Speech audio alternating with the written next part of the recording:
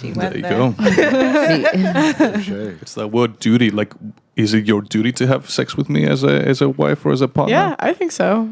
If I'm married to dude, yeah. I would like that, but I don't know if it would be like a duty. Like, oh, if you don't do that, I don't know. Like, it's just the word. You wouldn't want. I would expect it, I guess. Okay, you wouldn't want your wife to have sex with you whenever you wanted. Yeah.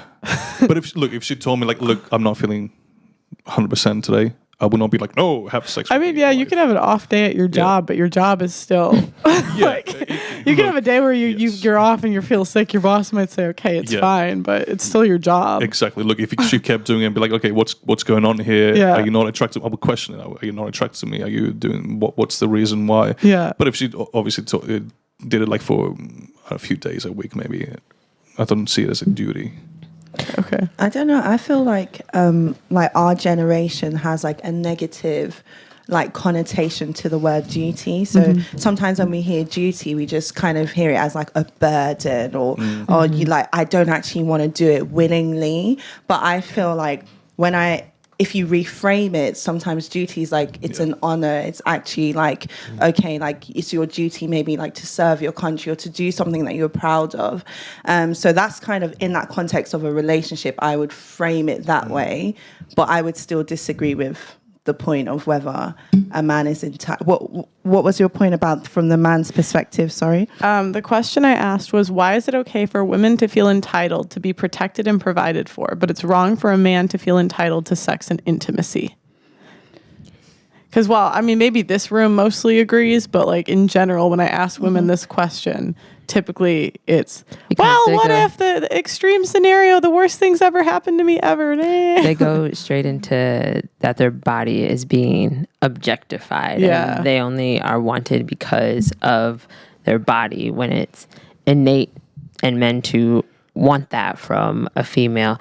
But going back to the question before, if a woman it's her duty to please a man sexually, when does that duty start? Since we're saying that man has a duty to protect his girlfriend from jump, does a woman have the duty to give her man the sexual pleasures from jump, since that is...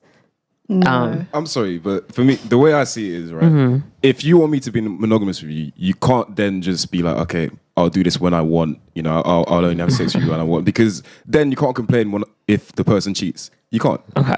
If you decide to not make it a duty, you can't complain when he cheats. Also, like, imagine, like, say you go out and she starts a fight, someone starts a fight with her, and you're like, well, this time I don't feel exactly. I don't like it. Why does it work both ways? Why do you think male sexuality is so stigmatized?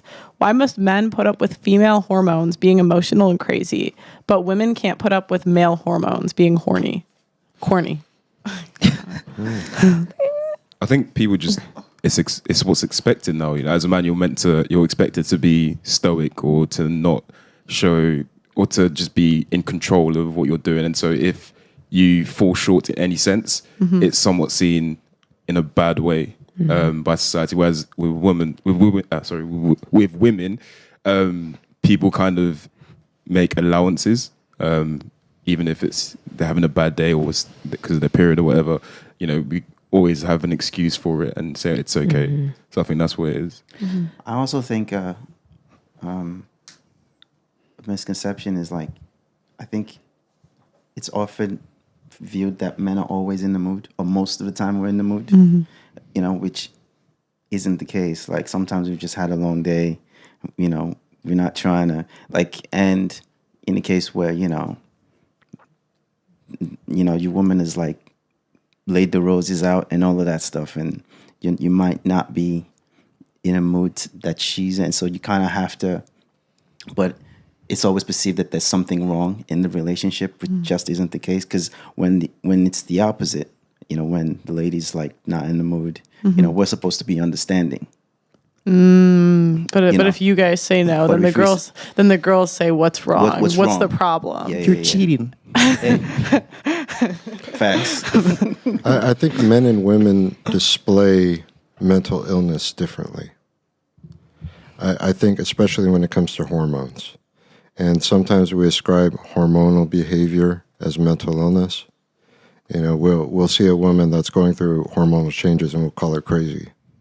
We'll see a man that's going through hormonal changes and we'll call it a midlife crisis.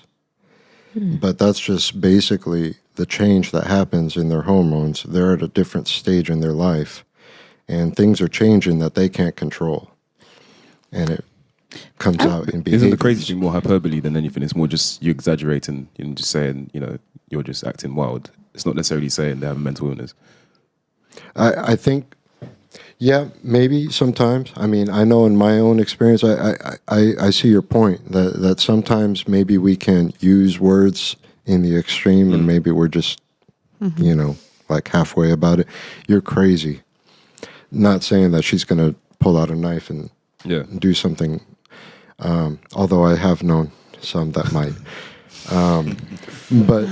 But I guess my point is, you know, it's very, in our society, we tend to focus on the struggles that women go through with hormones and menopause and all of that.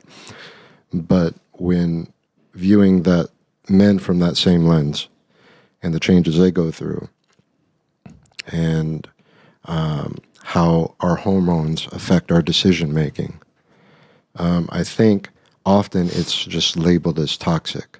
A man who's corny might act a certain way, so he's just a dirty old man.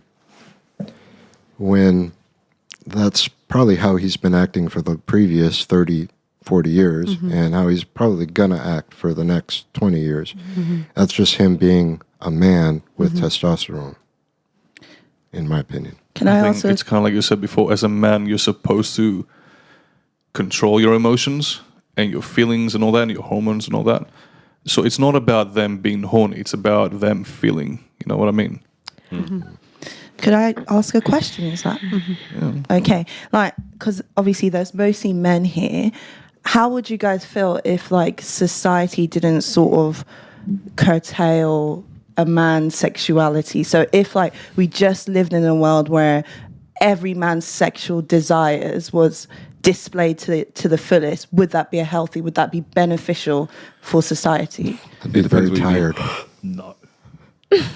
I think it depends on what you mean, because I don't think a lot of things there wouldn't be many successful men if everyone was given into all of their, you know, desires, sexual desires. And, you know, a lot of men would be in not very good situations if, you know, they were just doing whatever they wanted. I think sexual discipline is a good thing in a sense. Question for the man. Have you ever tried NoFap?